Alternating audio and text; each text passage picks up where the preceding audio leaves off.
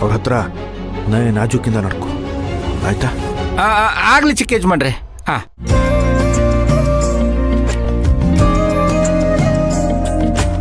ನಡಿ ಸರ್, ಬನ್ನಿ ಹೊರಡ್ರಣ. ನಡಿ ಸರ್, ನಿಮ್ಗೆ ಜಾಗಿಂಗ್ ಬರುತ್ತಾ?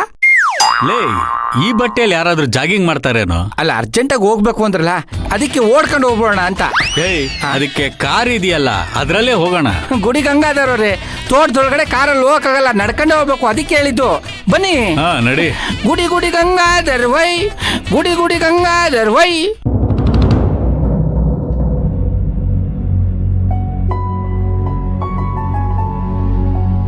ಅಜ್ಜಿ, ಹೇಗಿದ್ದೀರಾ?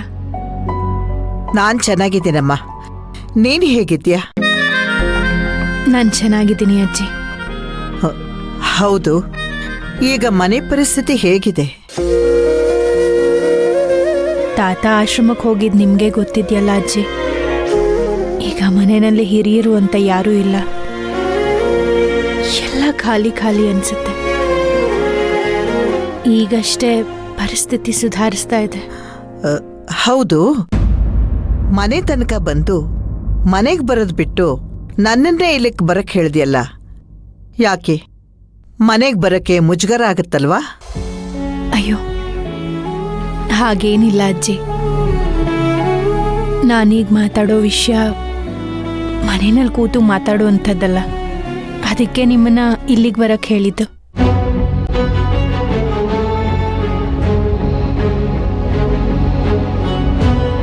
ಓಹೋ, ಹಾಗಾದ್ರೆ ಯಾವ್ದಾದ್ರೂ ಗಂಭೀರವಾದ ವಿಷಯನೇ ಇರಬೇಕು.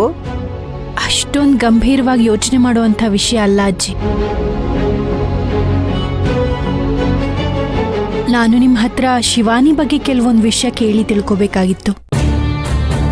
ಯಾಕಮ್ಮ?